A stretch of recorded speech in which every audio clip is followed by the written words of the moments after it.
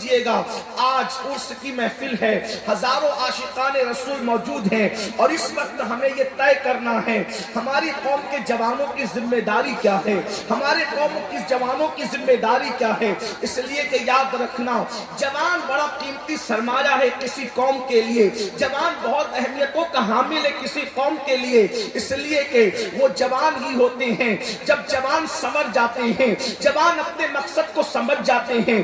سوا جوان جو ہے اپنے مقصد کی تکمیل پر جب آگے آنے کی کوشش کرتے ہیں تو سماج میں انقلاب آتا ہے، سماج میں تبدیلی آتی ہے، سماج اللہ اکبر عروج کی طرف جاتا ہے، ترقی کی طرف جاتا ہے، تمدن کی طرف جاتا ہے، بلندی کی طرف جاتا ہے۔ جس قوم کے جوان سمجھ جایا کرتے ہیں اس قوم میں انقلاب آتا ہے۔ میری قوم کے جوانوں، اپنے آپ کو پہچاننے کی کوشش کرو، اپنے مقام کو پہچاننے کی کوشش کرو، اپنی ذمہ داریوں کا احساس کرنے کی کوشش کرو۔ تم کون ہو؟ تمہیں پتا ہے تم کون ہو؟ اللہ اکبر! جانتے ہیں جب جوان اپنی ذمہ داری کا احساس کر لیتا ہے، میرے جملے پہ غور کرنا، علماء کی معلومات میں اضافہ تو نہیں کروں گا لیکن اس لیے ان کی توجہ چاہتا ہوں، اگر میں صحیح کہہ رہا ہوں تو یہ مجھے دعا دیں گے، میری تائید کریں گے، اور اگر غلط کہہ رہا ہوں تو میری اصلاح کریں گے۔ میری قوم کے جوانوں، آپ کیا سمجھتے ہو جوانی کو؟ اللہ کے رسول صادق و مصدوق مصطفیٰ جان رحمت صلی اللہ علیہ وآلہ وسلم فرماتے ہیں، جو جوان حرام کاری سے بچ کر اللہ کا فرما بردار بن جاتا ہے تو بعض فرشتے اس کے پیچھے ہو جاتے ہیں اور وہ بعض فرشتوں سے افضل ہو جاتا ہے۔ معصوم فرشتوں سے، بعض معصوم فرشتوں سے، فرشتے تو سبھی معصوم ہیں، ان بعض عوام فرشتوں سے اس جوان کا مرتبہ بلند ہو جاتا ہے جو جوان حرام کام کرنا چھوڑ دیتا ہے۔ مسلمان جوان، تو فرشتے سے بہتر بن سکتا ہے، تو فرشتے سے آگے نکل سکتا ہے۔ کب؟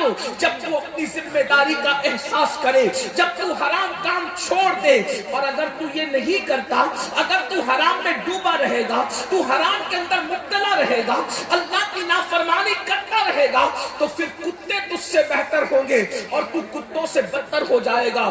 خنزیر تجھ سے، سور تجھ سے بہتر ہوگا، اس اعتبار سے تو سور سے بدتر ہو جائے گا، اس اعتبار سے کہ سور تو سور ہے مگر اس نے حرام کام نہیں کیے، اس نے اللہ کی نافرمانی نہیں کی، اس نے اللہ کو ناراض نہیں کیا۔ اب بتا مسلمان جوان، تو فرشتے سے بہتر بننا چاہتا ہے یا جانوروں سے بدتر بننا چاہتا ہے، یا کتے اور سور سے بدتر بننا چاہتا ہے، یا تو معصوم فرشتوں سے بہتر بننا چاہتا ہے؟ اے میری قوم کے جوانوں، اللہ اکبر! یہ کھیل کود، یہ تماشا، یہ جرائم، یہ اللہ کے خوف سے دوری، یہ دین سے بیزاری، اس میں کب تک زندگی گزارو گے؟ آؤ اپنی ذمہ داری کا احساس کرو۔ جوانی کی شان قرآن بیان کرتا ہے، والتین والزیتون وطور سینین وہذا البلد الامین۔ ترجمہ کیا ہے؟ تین کی قسم، زیتون کی قسم، طور سینا کی قسم، بلد امین مکہ المکرمہ کی قسم، اور دوسرے مقام پر تفسیری ترجمہ یہ ہے، ولادت گاہ ابراہیم کی قسم، ولادت گاہ عیسیٰ کی قسم، ولادت گاہ موسیٰ کی قسم، ولادت گاہ محمد رسول اللہ کی قسم، اور تیسرا تفسیری ترجمہ یہ ہے، صدیق اکبر کی قسم۔ تین سے مراد صدیق اکبر ہے، زیتون سے مراد فاروق اعظم ہے، طور سینا سے مراد عثمان غنی ہے، بلد امین سے مراد مولا علی ہے۔ اللہ اکبر! کیونکہ قرآن مقدس کی ایک ایک آیت کی 70 ہزار تفسیریں ہیں۔ اللہ اکبر! اندازہ فرمائیں، اب یہ چار قسمیں اٹھائی جا رہی ہیں۔ اللہ رب العزت بغیر قسم کے کوئی بات کہے تو بھی اس کی بات یقینی ہے، اس کی بات حتمی ہے، اس میں شک کی گنجائش نہیں ہے، لیکن چار قسمیں اٹھا کر کہا جا رہا ہے، لقد خلقنا الانسان فی احسن تقویم۔ ہم نے انسان کو حسن عطا کیا، اچھی شکل میں پیدا کیا، اچھی صورت میں پیدا کیا۔ مفسرین کہتے ہیں لقد خلقنا الانسان فی احسن تقویم سے مراد انسان کی جوانی ہے۔ ثم رددناہ اسفل سافلین۔ جب تم نے جوانی کی قدر نہیں کی تو اللہ نے تمہیں ذلیل بڑھاپے کے گڑھے میں ڈھکیل دیا۔